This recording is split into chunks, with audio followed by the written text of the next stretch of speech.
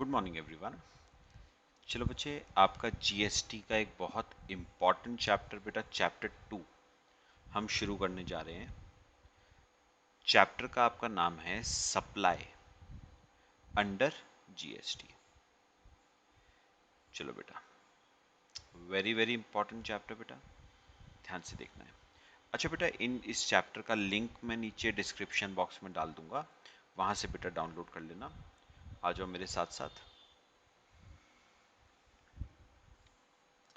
यहां पर लिखना बेटा चैप्टर 2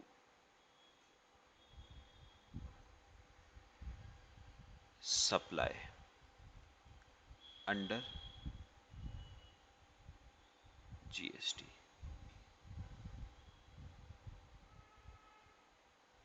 सप्लाई अंडर जीएसटी। चलो बेटा करना शुरू करते हैं, आओ मेरे साथ साथ। देखो,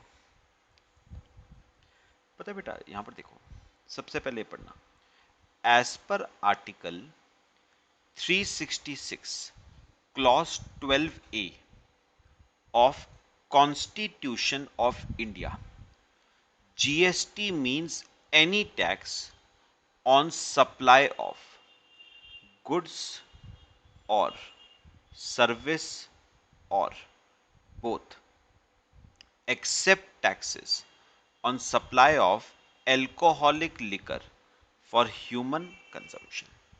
चलो बेटा, मेरी बातें कुछ कुछ ना समझना शुरू करो बेटा। यहां पर देखो बेटा, आपका ना कॉन्स्टिट्यूशन ऑफ इंडिया का, कॉन्स्टिट्यूशन ऑफ इंडिया का बेटा आर्टिकल 366 क्लॉज 12A, पता है बेटा क्या कहता है? ये क्लॉज कहता है, आपका ये क्लॉज कहता है जीएसटी मीन्स एनी टैक्स। ये आर्टिकल जीएसटी को डिफाइन बेटा कैसे करता है? ये कहता है जीएसटी मींस एनी टैक्स। अब सुनना बेटा, ये टैक्स बेटा किस पे लगता है? एनी टैक्स ऑन सप्लाई, ठीक है। सेकंड बात बेटा, सप्लाई किसकी? बेटा सप्लाई या तो गुड्स की, या तो सर्विसेज की, या तो दोनों की, बोथ, ठीक है। एक्सेप्ट, एक एक्सेप्शन है बेटा इस रूल का, एक्सेप्ट एल्कोहलिक लिकर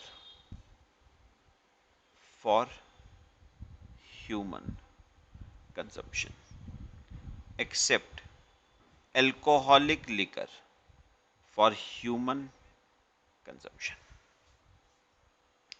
लिखो बेटा यहां तक पहले, फिर हम आगे समझते हैं बेटे। Except alcoholic liquor for human consumption. बेटा मेरी बातें ना बहुत ध्यान से सुननी है सबने। अब बेटा एक बात सुनो, कॉन्स्टिट्यूशन ऑफ इंडिया का आर्टिकल 366 क्लॉज 12A कहता है जीएसटी क्या है बेटा? GST means any tax, any tax जो बेटा किस पे लगता है? On supply. तो अगर आपको चैप्टर 1 याद हो तो मैंने आपको बताया था कि जीएसटी के लिए टैक्सेबल इवेंट क्या है? सप्लाई है। जैसे एक्साइज ड्यूटी के लिए टैक्सेबल इवेंट मैन्युफैक्चरिंग था, सेल्स टैक्स के लिए टैक्सेबल इवेंट सेल्स है, सर्विस टैक्स के लिए taxable event rendering of services था। ऐसे जीएसटी के लिए बेटा टैक्सेबल इवेंट सप्लाई है। आगे हम डिटेल में इस पर डिस्कशन करेंगे। सप्लाई किसकी? या तो सप्लाई होनी चाहिए गुड्स की, ठीक है, या सप्लाई होनी चाहिए सर्विसेज की, या फिर सप्लाई हो दोनों की। एक्सेप्ट, अब ये सुनना मेरी बात, except alcoholic liquor for human consumption. अब मेरी बात ना जरा थोड़ी सी समझने वाली है, सुनना बेटा। पता है, एक बात याद रखना, किसी भी चीज पे किसी भी चीज पे टैक्स लगाने की पावर गवर्नमेंट को कौन देता है बेटा? कॉन्स्टिट्यूशन ऑफ इंडिया गवर्नमेंट को पावर देता है कि वो किसी चीज पे टैक्स क्या कर सकती है? इंपोज कर सकती है। अब सुनो, कॉन्स्टिट्यूशन ऑफ इंडिया ने क्या कहा? कॉन्स्टिट्यूशन ऑफ इंडिया ने कहा जीएसटी जीएसटी हर गुड्स, हर सर्विस या दोनों की सप्लाई पे लगेगा except alcoholic liquor for human consumption. यानी सिंपल वर्ड्स में, लिकर पे बेटा टैक्स जीएसटी इंपोज नहीं होगा। पक्का? अभी सुनना मेरी बात बेटा।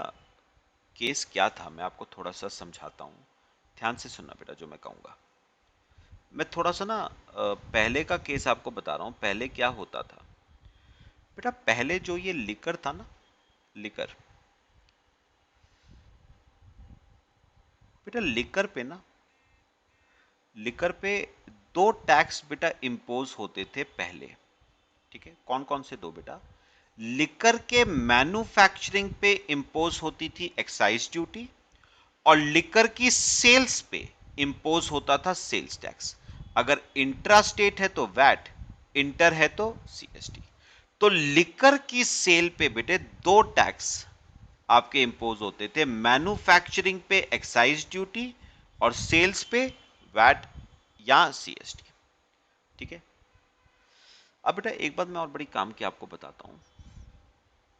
अगर आपको याद हो तो मैंने आपको सबसे पहली क्लास में बताया था कि जो एक्साइज ड्यूटी है ना, वो बेटा किसका रेवेन्यू है? वो सेंट्रल गवर्नमेंट की जेब में जाता था। लेकिन बेटा लिकर पे जो एक्साइज ड्यूटी इंपोज होती थी ना, वो सेंट्रल की जेब में नहीं जाती थी।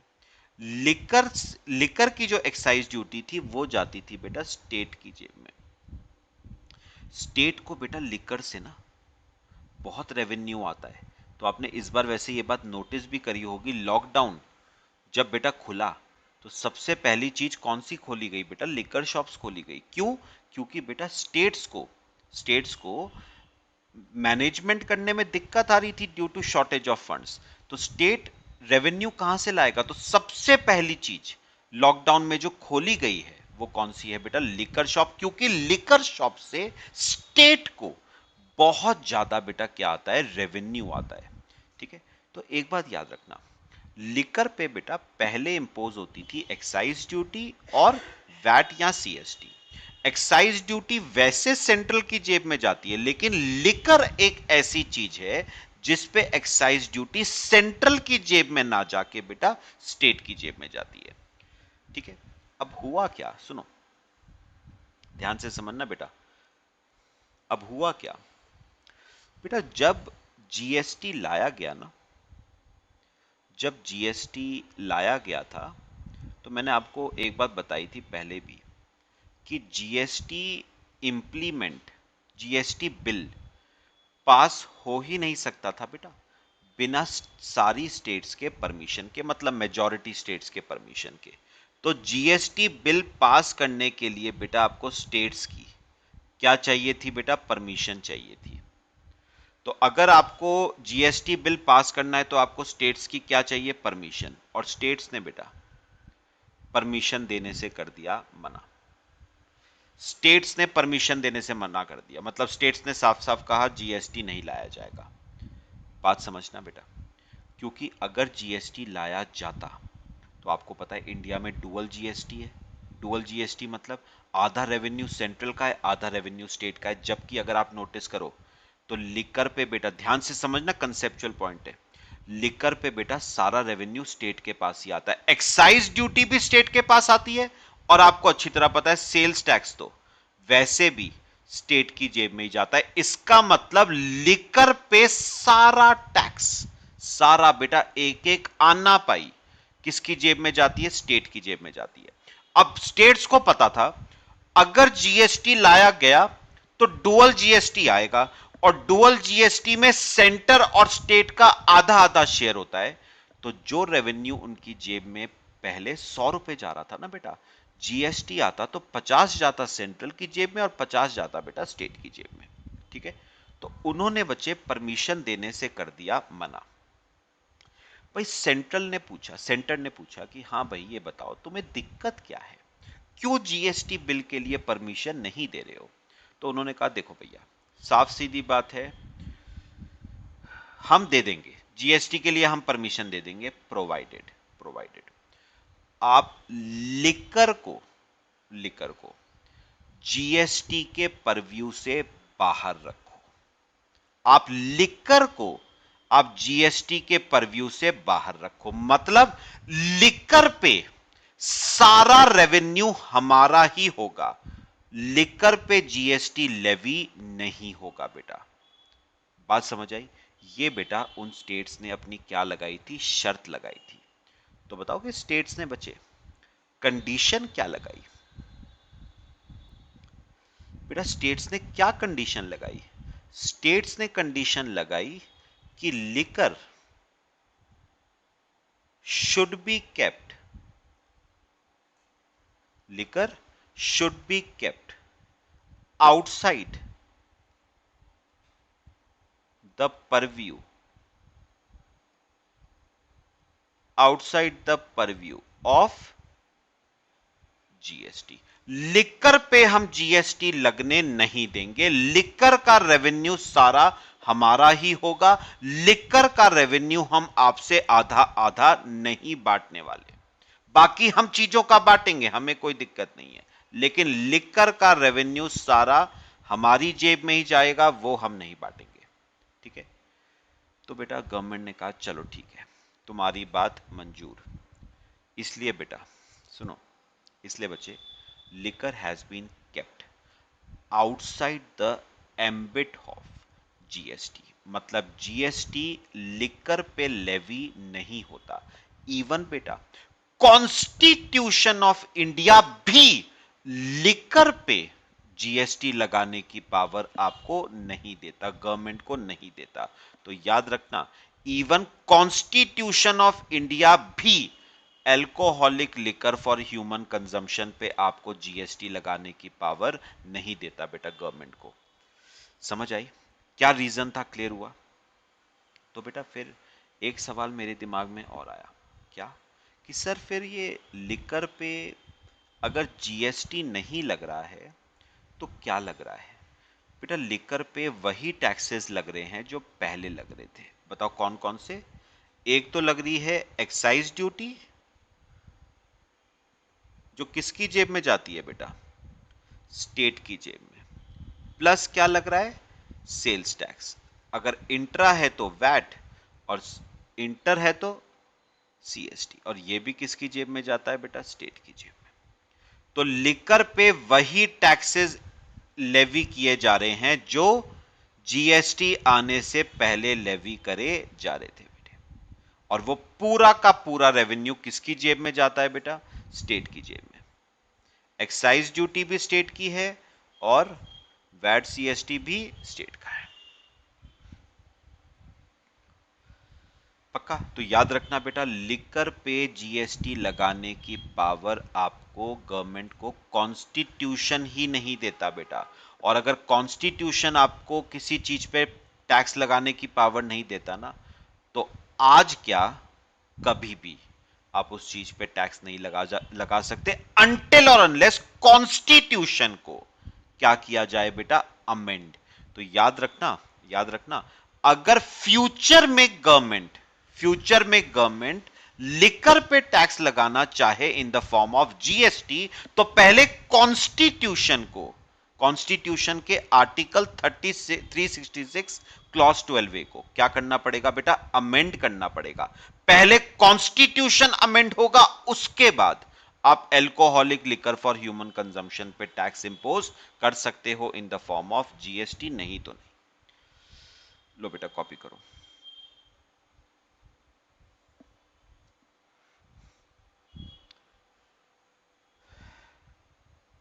समझ आया बेटा पूरा केस सबको? ठीक है, चलो बेटा। तो अभी ना बेटा मैंने आपसे ये सी पॉइंट जो था वो डिस्कस कर लिया है, ठीक है। अब हम डिस्कस करेंगे बेटा बी पॉइंट। सुनो, ए पॉइंट सबसे लास्ट में। मुझे बताओ बेटा, जीएसटी नाम से भी पता चलता है ना, गुड्स एंड सर्विसेज टैक्स। तो ये टैक्स किस पे लगेगा बेटा? सप्लाई पे। सप्लाई किसकी? गुड्स की या सर्विस की या फिर दोनों की? आ जाओ बेटा, देखो।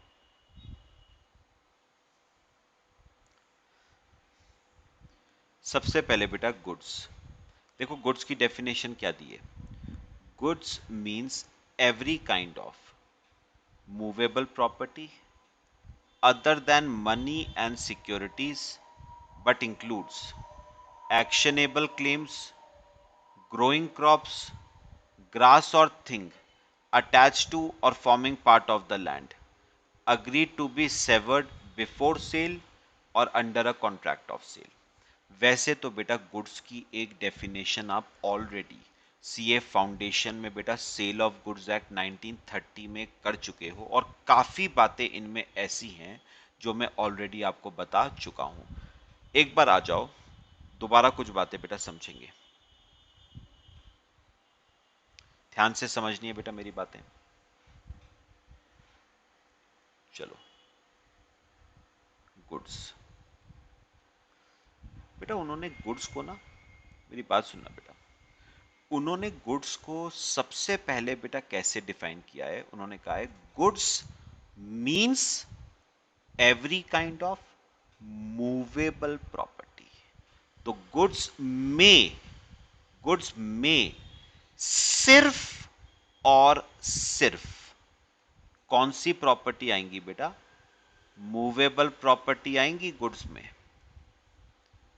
गुड्स में सिर्फ और सिर्फ मूवेबल प्रॉपर्टी आएंगी। बेटा किस चीज को गुड्स नहीं माना गया है? इमूवेबल प्रॉपर्टी को बेटा गुड्स माना नहीं गया है। इमूवेबल प्रॉपर्टी को आपका गुड्स नहीं माना गया है बेटे। तो गुड्स की डेफिनेशन में कौन सी प्रॉपर्टी कवर्ड है बेटा? मूवेबल प्रॉपर्टी कवर्ड है। इमूवेबल प्रॉपर्टी को गुड्स नहीं माना गया है। बात समझ आई? क्लियर हुआ सबको? अच्छा सुनो बेटा ध्यान से। तो अगर मैं ना यहां पर बच्चे दो कॉलम बनाऊं, inclusions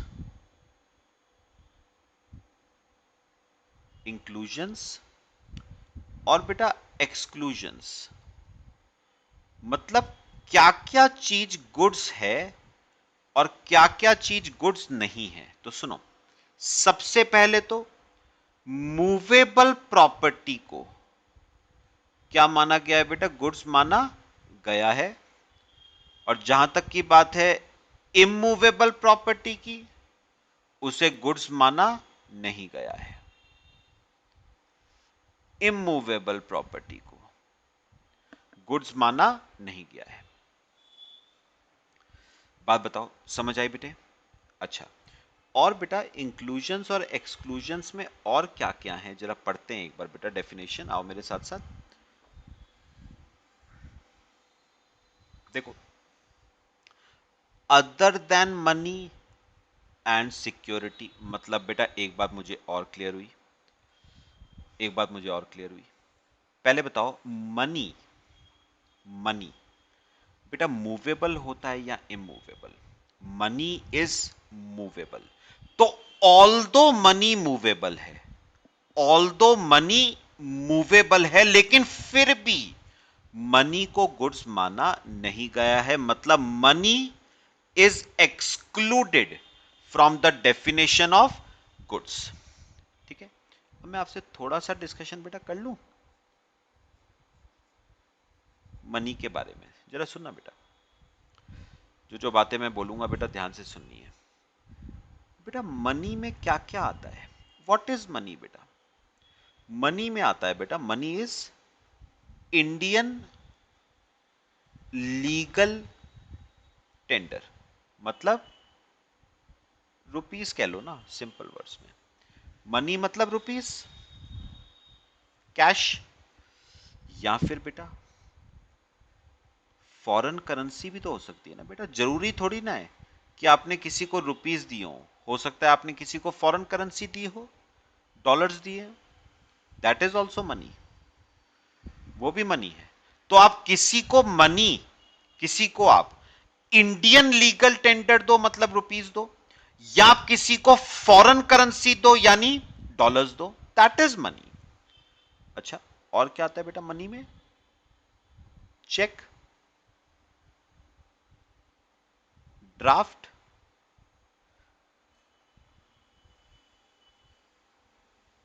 bill of exchange, promissory notes, travellers cheques, travellers cheque, letters of credit,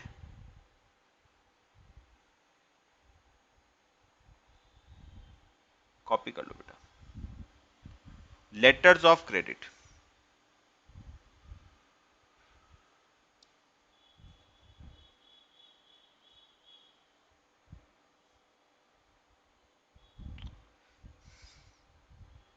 money order, ये सब बेटा आपका मनी है।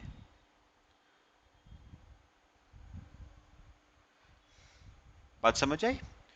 तो आप किसी को इंडियन लीगल टेंडर के फॉर्म में पेमेंट करो, दैट इज मनी। आप किसी को फॉरेन करेंसी में पेमेंट करो, मनी।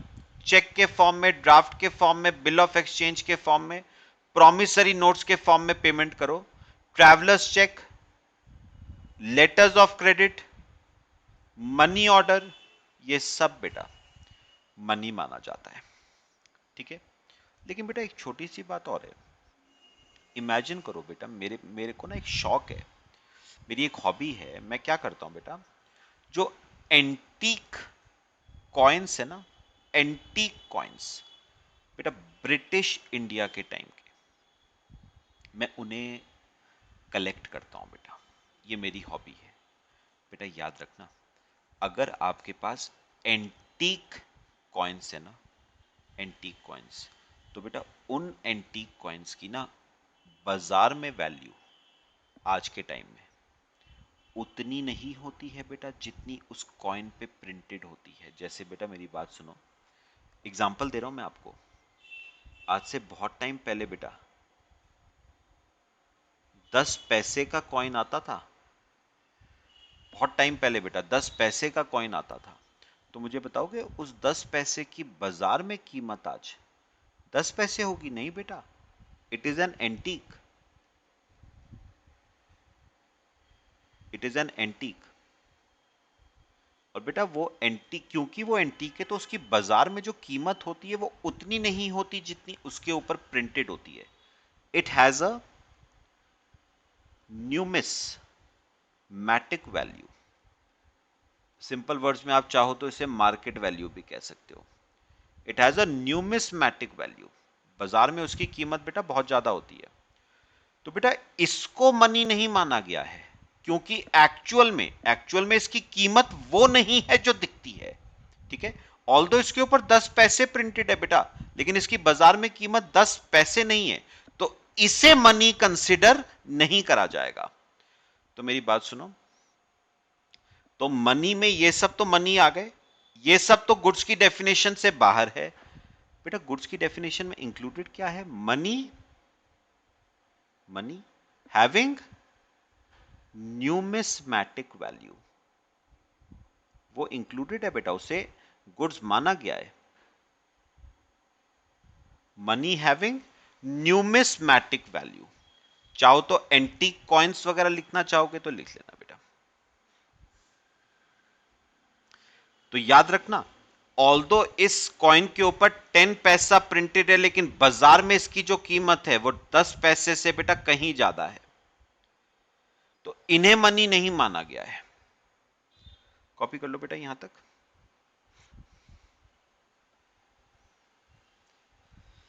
समझ आ रहा है बेटा क्या क्या गुड्स में है, क्या क्या नहीं है? अच्छा, चलो, मनी पे हमने छोटा सा डिस्कशन करा बेटा। और किसको बेटा गुड्स नहीं माना गया है? बेटा सिक्योरिटीज जो होती है ना, उन्हें भी गुड्स के डेफिनेशन से बाहर रखा गया है। मतलब शेयर्स, डिबेंचर्स, बॉन्ड्स एटसेट्रा, इन्हें गुड्स की डेफिनेशन से बेटा क्या रखा गया है? बाहर रखा गया है। तो तीन चीजें गुड्स की डेफिनेशन से बाहर हैं। कौन कौन सी बेटा? इमूवेबल प्रॉपर्टी तो खैर गुड्स है ही नहीं। मनी ऑल्दो मूवेबल है लेकिन उसे भी गुड्स नहीं माना गया है। सिक्योरिटीज ऑल्दो मूवेबल है, उसे भी गुड्स माना नहीं गया है। लो बेटा कॉपी कर लो इसे यहां तक, फिर हम आगे चलते हैं।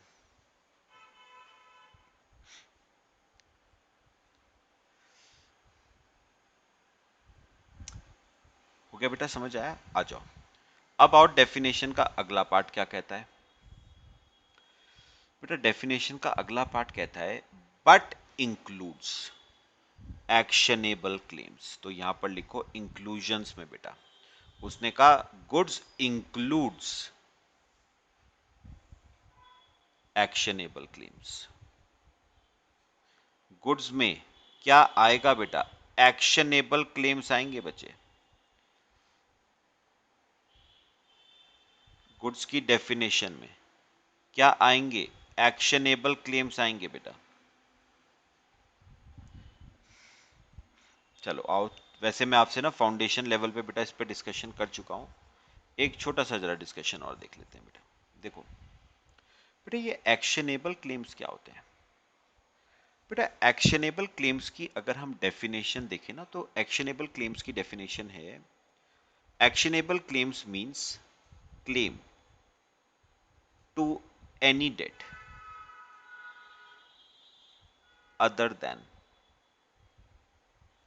than debt secured by mortgage, other than the debt secured by mortgage of immovable property, other than debt secured by mortgage of immovable property,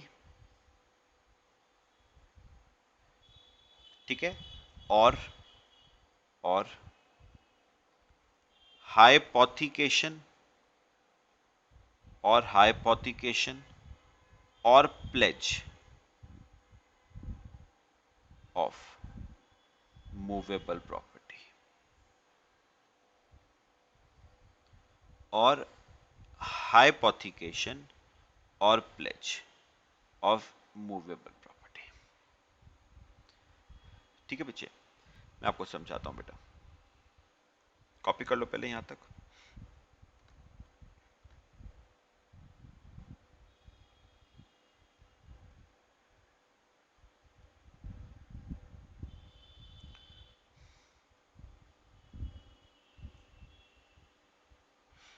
copy कर लो बेटा।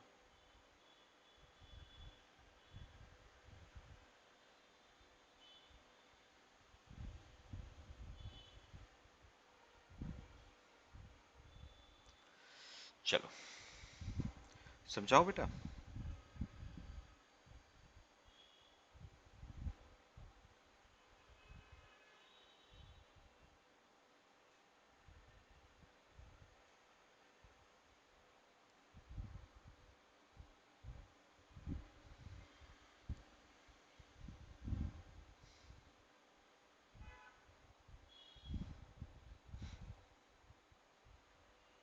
चलो बेटा, अगर आप ना एक्शनेबल क्लेम्स की बेटा डेफिनेशन पढ़ो, तो एक्शनेबल क्लेम्स की डेफिनेशन है, actionable claims means claim to any date.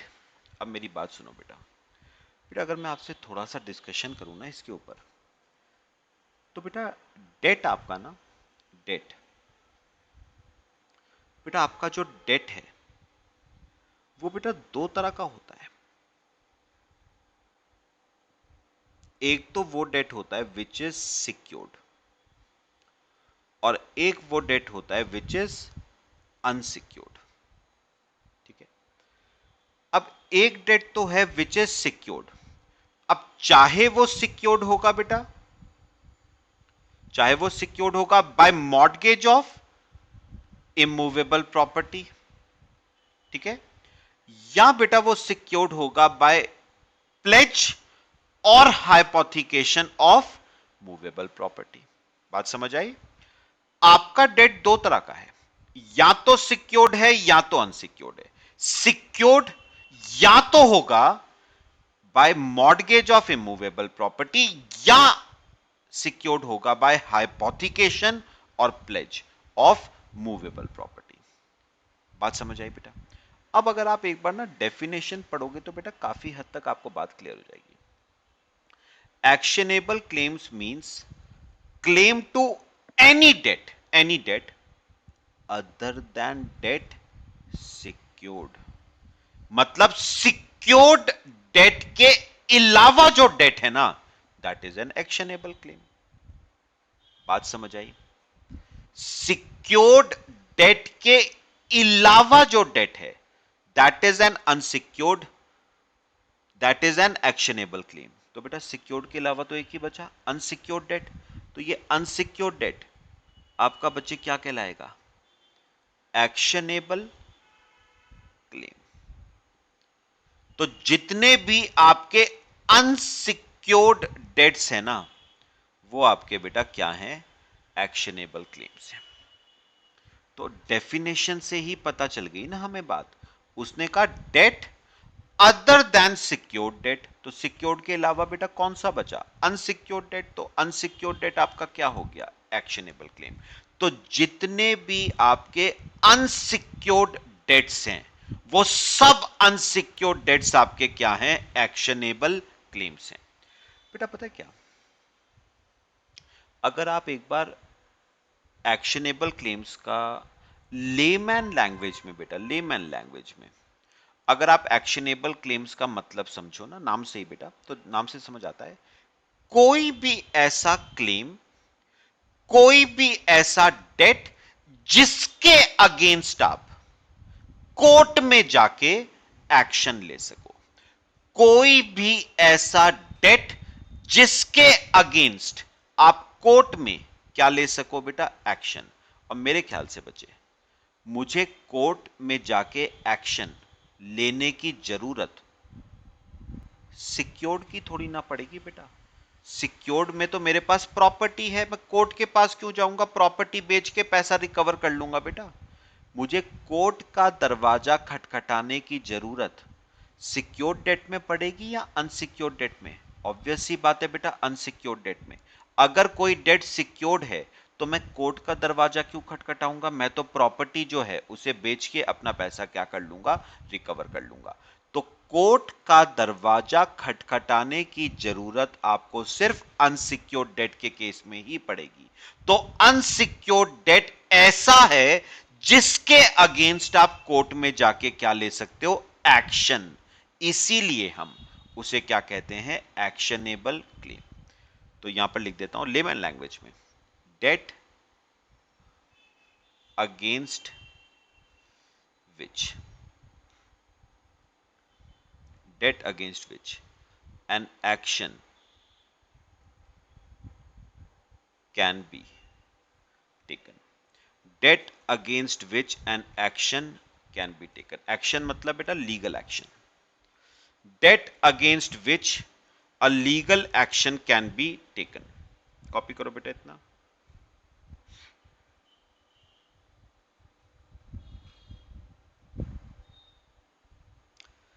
तो बेटा कोई भी डेट जो अनसिक्योर्ड है, वो आपका क्या है? Actionable claim. जैसे बेटा, जैसे आपने किराएदार से बेटा किराया लेना है, rent outstanding, it is an actionable claim, rent outstanding. अच्छा, इंश्योरेंस कंपनी से बेटा इंश्योरेंस क्लेम लेना है, insurance claim receivable, actionable claim है बेटा। ठीक है, प्रोविडेंट फंड का पैसा लेना है बेटा, एक्शनेबल क्लेम है। तो कोई भी ऐसा डेट, लॉटरी का पैसा, मेरी लॉटरी लगी है बेटा, ठीक है, पैसा लेना है लॉटरी कंपनी से, क्या है बेटा, एक्शनेबल क्लेम है। कोई भी ऐसा डेट जिसके अगेंस्ट आप कोर्ट में जाके एक्शन ले सको, वो क्या है बेटा, एक्शनेबल क्लेम। और कोर्ट में एक्शन कभी भी सिक्योर्ड डेट का नहीं लिया जाएगा। कोर्ट में जाके एक्शन हमेशा अनसिक्योर्ड डेट का ही लिया जाता है। तो जितने भी आपके अनसिक्योर्ड डेट्स हैं, वो सब बेटा आपके क्या हैं, एक्शनेबल क्लेम्स हैं। लो बेटा कॉपी कर लो इसे।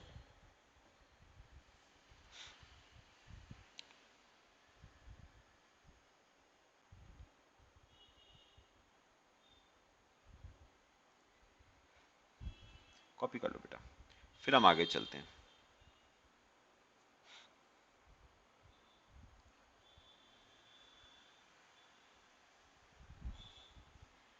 हो गया बेटे, चलो आओ, अब आ जाओ डेफिनेशन आगे क्या कहती है, ये देखो।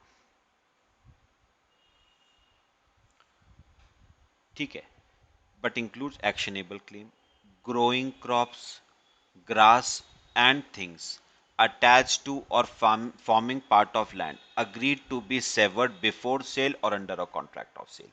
ये तो बेटा हूबहू सेल ऑफ गुड्स एक्ट 1930 की डेफिनेशन है बेटा, हूबहू। यहां ये वाला जो पार्ट है, ग्रोइंग क्रॉप्स, ग्रास, बिल्कुल सेम चीज आपके सेल ऑफ गुड्स एक्ट 1930 में भी लिखी हुई है। उन्होंने क्या कहा, सुनो, इंक्लूजन्स की बात कर रहा हूं, 3 इंक्लूजन हो गए, चौथा इंक्लूजन उन्होंने कहा ग्रोइंग क्रॉप्स,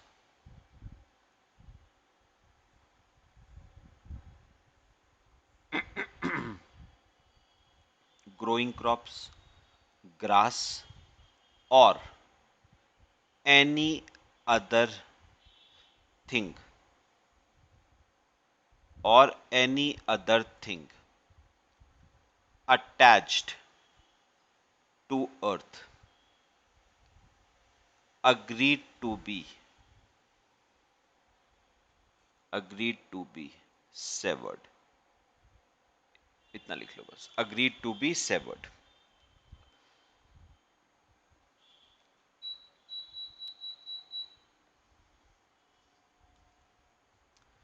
ठीक है बेटा, ग्रोइंग क्रॉप्स, ग्रास और any other thing attach to earth agreed to be severed. अब सुनना बेटा मेरी बात जो मैं कहूंगा, ये देखो बेटे, एक डायग्राम आपको बना के बता देता हूं। जैसे बेटा इमेजिन करो मेरे पास ये लैंड है, मेरे पास ये लैंड है,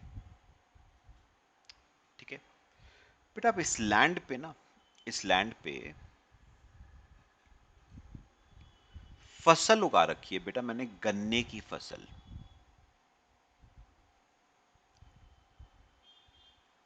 ये आपके गन्ने की फसल बेटा हमने उगा रखी है,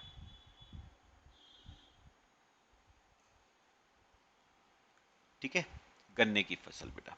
और ग्रास, जमीन पे बेटा घास भी है कुछ, और any other thing attach to earth, जैसे बेटा पेड़, पेड़ जमीन से अटैच्ड होते हैं, तो पेड़, पेड़ ये आपके बेटा जमीन से क्या है, अटैच्ड है।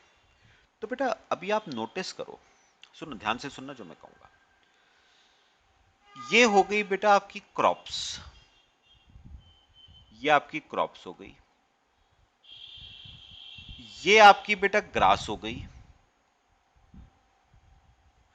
और ये बेटा आपकी ट्रीज हो गए।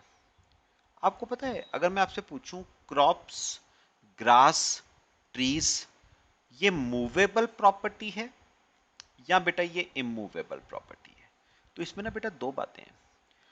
जब तक क्रॉप्स, ट्रीज, ग्रास लैंड से अटैच्ड रहेंगे ना, तब तक बेटा इन्हें इमूवेबल प्रॉपर्टी माना जाएगा। और इमूवेबल प्रॉपर्टी है तो बेटा गुड्स की डेफिनेशन से तो बाहर है। तो बताओगे इन्हें मूवेबल कब माना जाएगा? जब मैं क्रॉप्स को बेटा कट करूंगा ना, लैंड से सेपरेट करूंगा, तब बेटा वो क्रॉप्स हमारी क्या बनेगा? Movable property. सेम बताओ, ट्रीज अभी क्या है? इमूवेबल। इमूवेबल है तो गुड्स के परव्यू से तो बाहर है, तो ये मूवेबल कब बनेगा? ट्री को जब मैं लैंड से अलग करूंगा ना बेटा, तब जाके ये ट्री क्या कहलाएगा? Movable property. And same applies to grass. Grass बताओ, जब तक लैंड के साथ अटैच्ड है तब तक क्या है? तब तक आपकी इमूवेबल प्रॉपर्टी है, गुड्स के परव्यू से बाहर है। और एज सून एज मैं ग्रास को बेटा कट करता हूं, तो वो ग्रास क्या बन जाता है बेटा? आपकी मूवेबल प्रॉपर्टी, और गुड्स की डेफिनेशन में क्या हो जाएगा? कवर। तो मुझे एक बात बताओ, ये क्रॉप्स ट्रीज ये मूवेबल कब कहलाएगा? When separated from land. When separated from land. तो जब तक आप इन्हें जमीन से जुदा नहीं करोगे ना बेटा, ये आपका इमूवेबल ही रहेगा। तो मूवेबल कब बनता है? When separated from land. लिख लो बेटा। तो ये देखो, ग्रोइंग क्रॉप्स फसल, ग्रास यानी घास, और any other thing attach to earth जैसे trees agreed to be severed. बेटा सेवर्ड का क्या मतलब था? अलग करना। Agreed to be severed. Severed मतलब अलग करना बेटा, कट करना उसे। ठीक है, डिटैच करना। अभी तो अटैच्ड है ना, उसे डिटैच करना फ्रॉम अर्थ। तो क्रॉप्स, ग्रास, ट्रीज ये जब तक लैंड के साथ अटैच्ड हैं इमूवेबल हैं। हां, एक बार आपने इनको लैंड से अलग कर दिया, डिटैच कर दिया, तब ये क्या कहलाएंगे? आपके मूवेबल प्रॉपर्टी। ये बन जाएंगे आपके movable property once separated from land. और बेटा गुड्स माने जाएंगे ये। लो बेटा, हमारे गुड्स की जो डेफिनेशन है पूरी बेटा कवर हुई। पक्का क्लियर हुआ?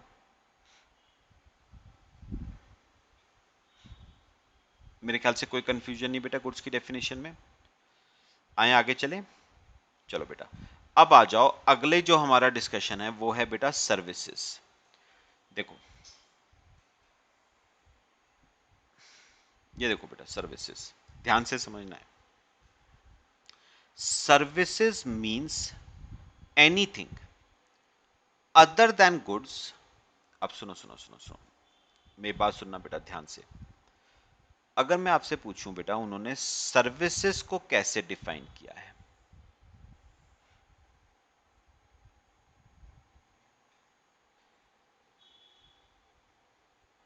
सर्विसेज, ध्यान से सुनना बेटा। बेटा उन्होंने सर्विसेज को कैसे डिफाइन करा है? सर्विसेज मींस एनीथिंग, कुछ भी बेटा, एनीथिंग अदर देन गुड्स। मतलब एक बात मुझे क्लियर हुई, जो गुड्स, मेरी बात सुनना, जो गुड्स नहीं है वो फिर बेटा सर्विस है। जो गुड्स नहीं है वो सर्विस है। अच्छा मुझे एक बात बताओ बेटा, एनीथिंग अदर देन गुड्स, जो गुड्स नहीं है वो सर्विस है। तो अभी हमने ऊपर पढ़ा, किस किस चीज को गुड्स नहीं माना गया है? बेटा मनी को गुड्स नहीं माना गया, सिक्योरिटीज को गुड्स नहीं माना गया है ना। मनी को गुड्स नहीं माना गया, मनी को आपका सिक्योरिटीज को गुड्स नहीं माना गया। तो मनी गुड्स नहीं है मतलब सर्विस है। भाई डेफिनेशन तो यही कहती है ना, एनीथिंग अदर देन गुड्स, जो गुड्स नहीं है वो सर्विस है। मनी गुड्स नहीं है तो मनी फिर सर्विस है। सिक्योरिटी गुड्स नहीं है तो सिक्योरिटीज फिर सर्विस है। अच्छा, फिर अगर मैं डेफिनेशन को थोड़ा आगे जाके पढ़ूं तो क्या कह रहा है? Other than goods, money and securities. बताओ इंपॉर्टेंट बात आपको क्या क्लियर हुई बेटा? बेटा ये जो मनी मनी और सिक्योरिटीज है ना, ये बेटा सर्विस भी नहीं है। मतलब जो सिक्योरिटीज और मनी है ना तो ये गुड्स की डेफिनेशन में कवर्ड है, ना ये बच्चे सर्विस की डेफिनेशन में कवर्ड है। तो मनी और सिक्योरिटीज को ना गुड्स माना गया है ना सर्विस माना गया है। पक्का बताओ, क्लियर हुआ सबको? समझ आया? अच्छा, अब हम आगे चलें। इंपॉर्टेंट है जरा डिस्कशन थोड़ा सा। But includes, but includes activities relating to use of money or its conversion by cash or by any other mode from one form currency or denomination to another form currency or denomination for which a separate consideration is charged। Very very important बात बेटा, ध्यान से समझना, बहुत सारे आपको example दूंगा। उन्होंने कहा, ध्यान से सुनो बेटा, उन्होंने कहा सर्विस में, सर्विस बेटा किस किस को सर्विस नहीं माना गया है? गुड्स सर्विस नहीं है बेटा, मनी ना गुड्स है ना सर्विस है, और सिक्योरिटीज भी ना गुड्स है ना सर्विस है। लेकिन उसने कहा सर्विस में क्या आएगा? इंक्लूड्स। उसने कहा सर्विस में ध्यान से सुनना, दो चीजें आएंगी। सर्विस में दो चीजें आएंगी। पहला, activity relating to use of money. Service में दो चीजें आएंगी, activity relating to use of money and activity relating to conversion of money. तो activities relating to use of money और activities relating to conversion of money, ठीक है, जिसके लिए बेटा सेपरेट कंसिडरेशन चार्ज किया जा रहा है। सब समझाऊंगा बेटा अभी। जिसके लिए सेपरेट कंसिडरेशन इज चार्ज्ड उसे बेटा सर्विस माना जाएगा। जिसके लिए सेपरेट कंसिडरेशन चार्ज किया जा रहा है। बात समझ आई? कॉपी करो, फिर आपको बेटा समझाना शुरू करता हूं।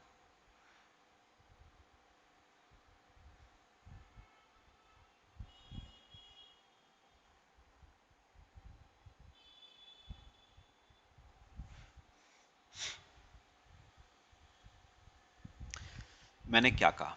मैंने कहा, सुनो सुनो, मैंने कहा अगर कोई एक्टिविटी ऐसी है which involves use of money, ठीक है, या which involves conversion of money, जिसके लिए सेपरेट कंसिडरेशन चार्ज किया जा रहा है, तो उसे सर्विस माना जाएगा। बेटा दो बातें पढ़नी है, activities relating to use of money and activities relating to conversion of money. आओ बेटा पहले बात करते हैं activity relating to use of money. बहुत सिंपल बात बेटा, समझना। देखो, इमेजिन करो बेटा, ए और बी, ठीक है बेटा। होता है, जरा सुनो, ये दो फ्रेंड्स हैं आपस में। बेटा बी ने ए को लोन दिया, ठीक है, 1 लाख रुपए का। बात समझना जो मैं कहूंगा। मैं अभी इंटरेस्ट की बात नहीं कर रहा हूं, फ्री ऑफ इंटरेस्ट है, इंटरेस्ट फ्री लोन है।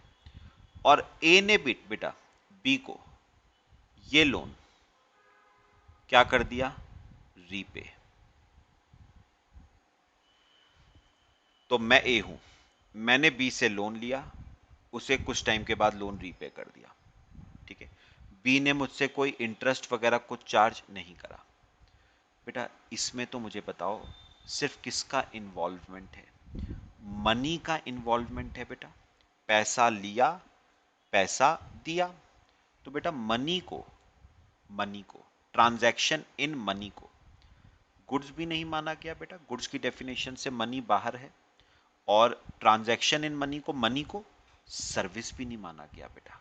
तो मनी तो ना गुड्स है ना सर्विस है। तो मैं अगर किसी से लोन लेता हूं, लोन चुकाता हूं बेटा, उस पे जीएसटी नहीं आता है। क्यों भाई, जीएसटी किस पे आता है, गुड्स पे या सर्विस पे। और मनी को ना गुड्स माना गया ना सर्विस माना गया। तो मुझे एक बात बताओ, लोन लिया, लोन चुकाया, this is a transaction in money, this is a transaction in money. ये आपकी ट्रांजैक्शन इन मनी है, ठीक है। और बेटा ट्रांजैक्शन इन मनी ना तो बेटा आपकी गुड्स है, ना बेटा ट्रांजैक्शन इन मनी आपकी सर्विस है। ना तो ट्रांजैक्शन इन मनी आपकी गुड्स है भाई, मनी को ना तो गुड्स माना गया ना सर्विस माना गया। अब जब ना गुड्स है ना सर्विस है तो जीएसटी आने का तो मतलब ही नहीं उठता ना। जीएसटी या तो गुड्स पे आएगा या सर्विस पे आएगा। ठीक है बेटा, बात समझ आई। अब मैं बेटा इसी एग्जांपल को ना थोड़ा सा बेटा चेंज करता हूं। अब ये देखो एग्जांपल ए, बैंक के पास गया, ए बैंक के पास गया,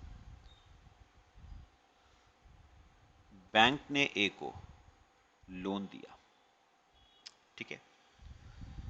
अब बेटा बैंक जब लोन देगा ना बेटा, तो बैंक तो आपसे लेगा, क्या लेगा बेटा, बैंक आपसे इंटरेस्ट भी लेगा, है ना। और बेटा जब आपको लोन दिया जाता है ना, तो बैंक आपसे प्रोसेसिंग फीस भी लेता है, बैंक आपसे प्रोसेसिंग फीस भी लेता है। और फिर कुछ टाइम के बाद आप वो लोन क्या कर दोगे, रीपे। फिर आप कुछ टाइम के बाद वो लोन क्या कर देते हो बेटा, रीपे कर देते हो। मैं जो कह रहा हूं बेटा बात समझ आ रही है सबको। कुछ टाइम के बाद आप वो लोन क्या कर देते हो, रीपे। अब मुझे बेटा एक बात का ना जवाब देना बेटा, अगर आप सर्विस की डेफिनेशन पढ़ोगे ना, तो उन्होंने क्या कहा, उन्होंने कहा service includes activity relating to use of money. तो लोन लेना, लोन देना is an activity relating to use of money, ठीक है। लेकिन बेटा एक इंपॉर्टेंट बात है, ट्रांजैक्शन इन मनी को बेटा सर्विस तभी माना जाएगा when separate consideration is charged. तो मुझे एक बात बताओ बेटा, बैंक आपसे बैंक आपसे लोन देने का कुछ कंसिडरेशन चार्ज कर रहा है क्या बेटा। मेरे दोस्त ने बी ने मुझसे 1 रुपये का भी कंसिडरेशन चार्ज नहीं करा था, ना इंटरेस्ट ना प्रोसेसिंग फीस। बैंक मुझसे बताओ कंसिडरेशन इस लोन का चार्ज कर रहा है या नहीं। बिल्कुल कर रहा है बेटा, इंटरेस्ट भी ले रहा है और प्रोसेसिंग फीस भी ले रहा है। तो अब बेटा गवर्नमेंट ने क्या कहा, गवर्नमेंट ने कहा, सुनो सुनो, गवर्नमेंट ने क्या कहा, गवर्नमेंट ने कहा this is a transaction in money. ये भी एक ट्रांजैक्शन इन मनी है, लोन देना लोन लेना is a transaction in money, but separate consideration is being charged. But separate consideration is being charged. तो क्या बैंक आपसे कंसिडरेशन चार्ज नहीं कर रहा है in the form of interest and processing fees? अब क्योंकि सेपरेट कंसिडरेशन चार्ज किया जा रहा है तो बेटा इसे सर्विस माना जाएगा। इसे क्या माना जाएगा? सर्विस। तो उन्होंने कहा ट्रांजैक्शन इन मनी वैसे ना गुड्स है ना सर्विस है, लेकिन अगर उस ट्रांजैक्शन इन मनी के लिए आपसे कंसिडरेशन लिया जा रहा है ना सेपरेटली, तो याद रखना उसे क्या माना जाएगा? सर्विस। पक्का? तो लोन देना, लोन लेना is a transaction in money, ना गुड्स है ना सर्विस है, लेकिन अगर उस लोन पे आपसे कंसिडरेशन चार्ज किया गया in the form of interest और प्रोसेसिंग फीस, तो उस ट्रांजैक्शन इन मनी को सर्विस मान लिया जाएगा और जीएसटी आएगा। कितने रुपए पे आएगा वो अभी हमारा डिस्कशन नहीं है बेटा। बात बताओ बेटा, समझ आई? कॉपी करो बेटा इसे।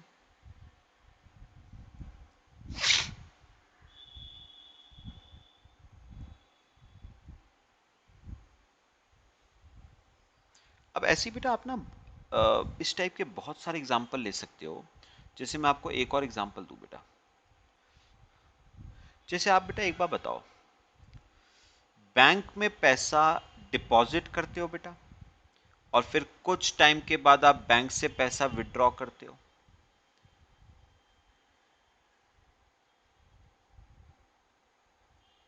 आपने पैसा बैंक में जमा करवाया, विड्रॉ करा। एक बार बताओ बेटा, ये क्या है?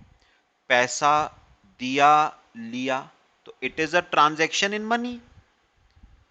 This is a transaction in money. लेकिन क्या बैंक आपसे पैसा जमा या विड्रॉ करने का कोई कंसिडरेशन लेता है? नहीं बेटा, नो कंसिडरेशन इज चार्ज्ड। आप बैंक में पैसा जाके जमा करवाओगे या बैंक से पैसा विड्रॉ करोगे तो आपसे कंसिडरेशन चार्ज नहीं किया जाता, नो कंसिडरेशन इज चार्ज्ड। बात समझ आई?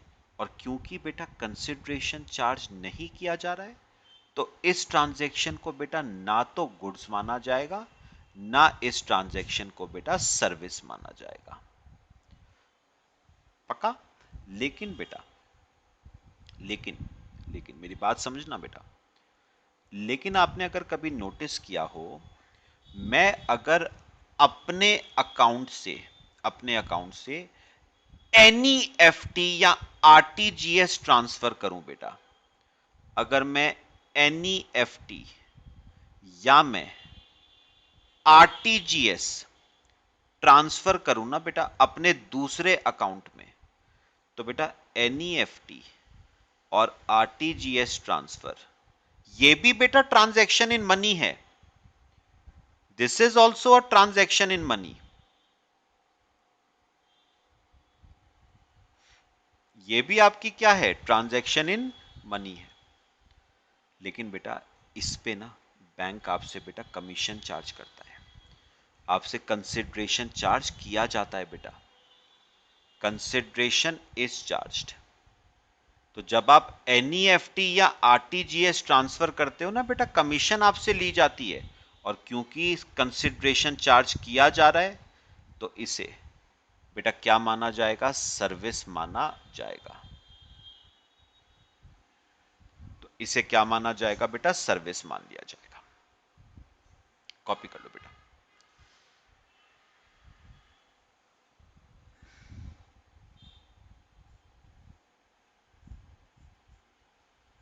तो बेटा इंपॉर्टेंट बात यह है, जो ट्रांजैक्शंस इन मनी टर्म्स होती है ना, प्योरली इन मनी, लोन देना, लोन लेना, बैंक में जमा करवाना, निकालना, एनईएफटी ट्रांसफर, आरटीजीएस ट्रांसफर, ये जितनी भी ट्रांजैक्शंस इन मनी है, वैसे ये ना गुड्स है ना सर्विस है, लेकिन इनमें से अगर किसी के लिए भी आपसे सेपरेट कंसिडरेशन चार्ज किया जा रहा है in the form of commission या इंटरेस्ट या processing fees, document charges, what ever, बेटा आपसे आप उसको सर्विस मान लिया जाएगा और उस पर जीएसटी आ जाएगा बेटा। ठीक है बेटा, समझ आया? ये बेटा हमने पहला किया है अभी, यूज ऑफ मनी का। अब दूसरा करते हैं बेटा कन्वर्जन ऑफ मनी का, बिल्कुल सेम। अगर ये कंसेप्ट समझ आ गया बेटा तो इसमें दिक्कत नहीं आएगी। Conversion of money. बेटा अपना ये बात जरा सुनना मेरी। बेटा मनी का कन्वर्जन ना, मनी का कन्वर्जन तीन तरीके का हो सकता है बेटा। From one form to another, from one form to another, ठीक है। फिर from one currency to another, from one currency to another, और तीसरा from one denomination to another, from one denomination to another. बात समझ आई बेटा? कन्वर्जन तीन तरीके का होता है, वन फॉर्म से दूसरे फॉर्म तक, वन करेंसी से दूसरी करेंसी पे, वन डिनोमिनेशन से दूसरी डिनोमिनेशन पे। मैं आपको एग्जांपल देता हूं बेटा। देखो, वन फॉर्म टू अनदर मतलब बेटा मैं नोट्स को, बेटा कन्वर्ट करवा रहा हूं कॉइन्स में। This is known as from one form to another. मेरे पास बचे 100 रुपए का नोट है, 100 रुपए का नोट है, मुझे 10-10 रुपए के 10 कॉइन चाहिए।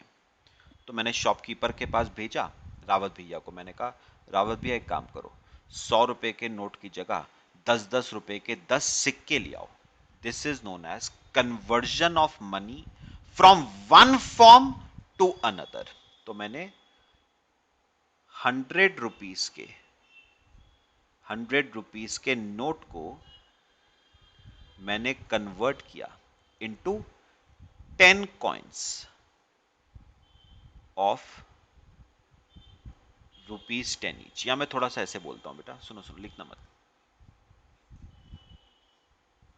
From one form to another, जैसे बेटा एग्जांपल देखो, मेरे पास 10 रुपए का नोट था बेटा।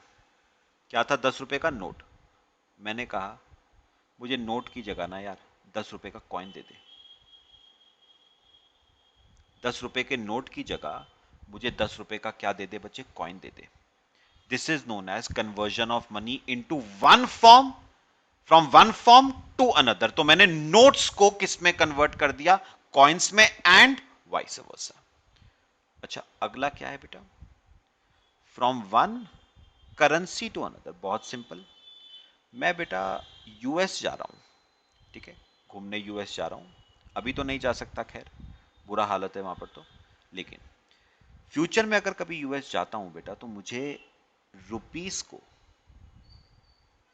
बेटा किस में कन्वर्ट करवाना पड़ेगा? मुझे डॉलर्स में कन्वर्ट करवाना पड़ेगा, ठीक है।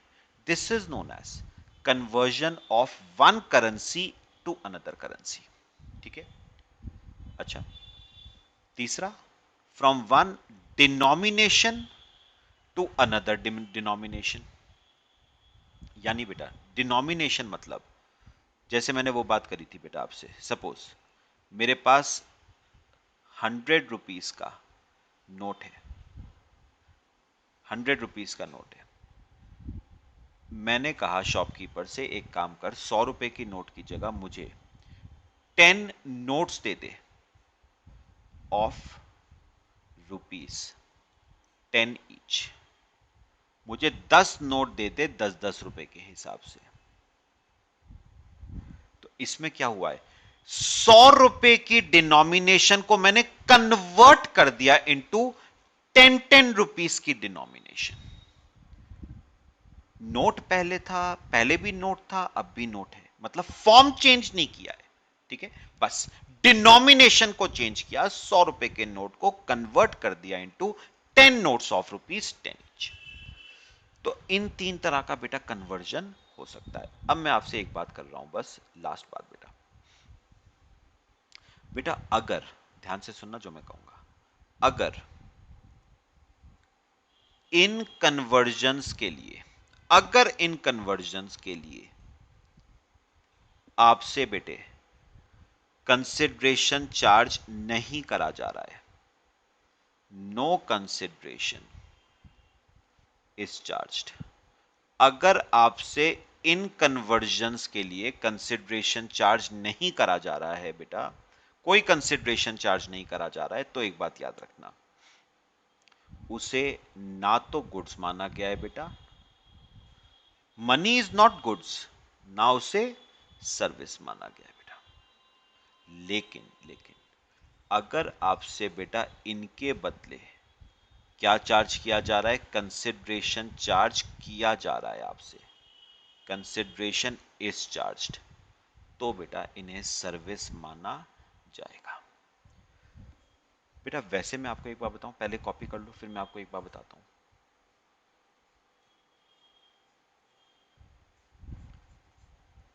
इसे बेटा सर्विस मान लिया जाएगा अगर कंसिडरेशन चार्ज किया जा रहा है तो।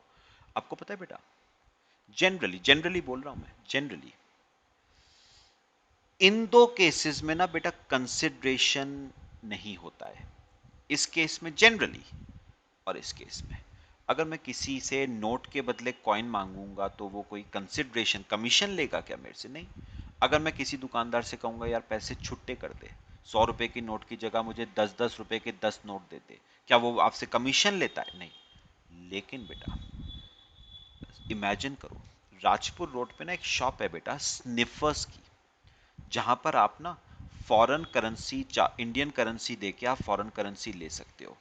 तो अभी बेटा थोड़े टाइम पहले मैं जब थाईलैंड गया था, तो थाईलैंड की करेंसी है बेटा बाहत, ठीक है। तो मुझे रुपीस देके बेटा बाहत लेने थे, तो जब मैंने रुपीस को कन्वर्ट करवाया था ना बेटा बाहत में, तो एक बात याद रखना, स्निफर्स ने मुझसे उस कन्वर्जन पे बेटा क्या चार्ज करी थी? कमीशन चार्ज करी थी बेटा। और जो कमीशन का अमाउंट था ना, उस पे बेटा क्या लगाया गया था? जीएसटी। क्यों? क्योंकि बेटा सेपरेट कंसिडरेशन जब चार्ज किया जाता है ना, तो उसे सर्विस मान लिया जाता है, और सर्विस मान लिया जाता है तो उस पे क्या आ जाता है बेटा? जीएसटी आ जाता है। ठीक है बेटा, तो याद रखना, अगर इन ट्रांजैक्शंस के लिए कंसिडरेशन चार्ज नहीं किया जा रहा, ना गुड्स है ना सर्विस है, लेकिन अगर चार्ज किया जा रहा है तो उसे क्या मान लिया जाएगा? सर्विस मान लिया जाएगा और जीएसटी आ जाएगा बेटा। लो, मेरे ख्याल से समझ आया सबको, पक्का? ये आपके बेटा सर्विस की हमारी पूरी डेफिनेशन कंप्लीट हो गई, कॉपी कर लो फिर हम आगे चलते हैं। लो बेटे, कॉपी कर लो।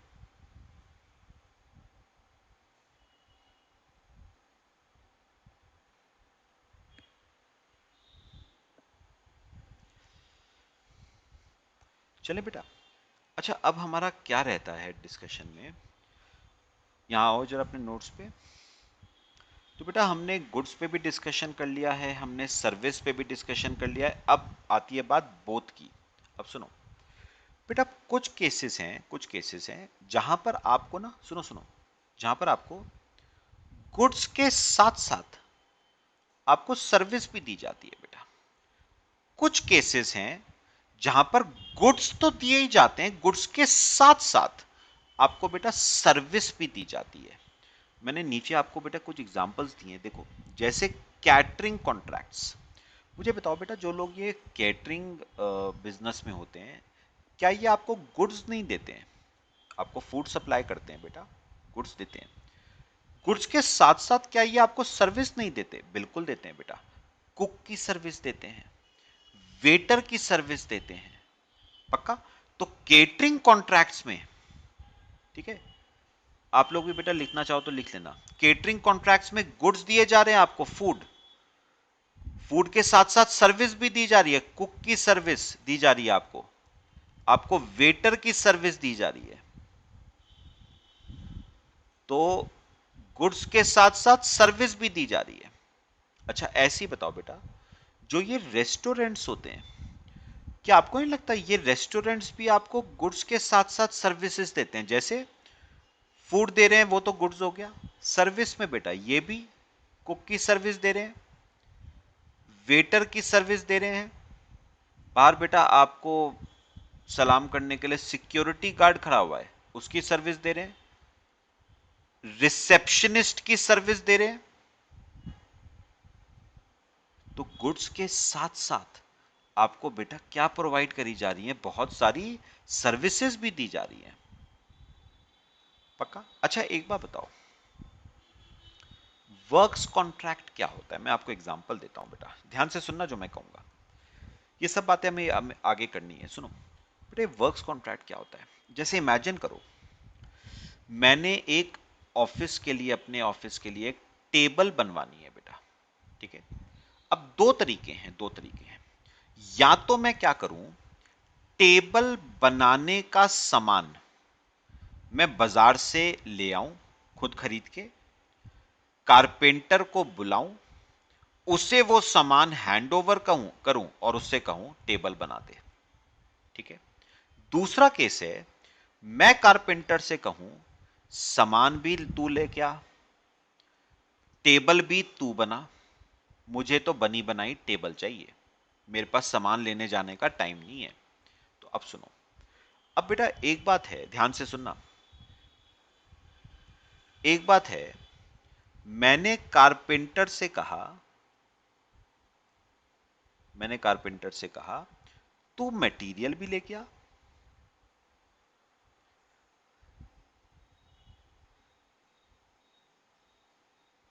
सुनना बेटा,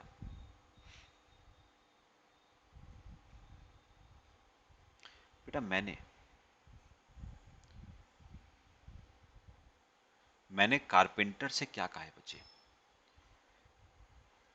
मैंने बेटा कारपेंटर से कहा कि तू एक काम कर, मटेरियल भी तेरा, मटेरियल भी तू लेके आ, जो जो मटेरियल लगेगा, प्लाई बोर्ड लगेगा, माइका लगेगी, ड्रॉर के चैनल्स आएंगे, लॉक आएगा, हैंडल्स आएंगे, फेविकोल आएगा, मटेरियल सब तेरा, ठीक है?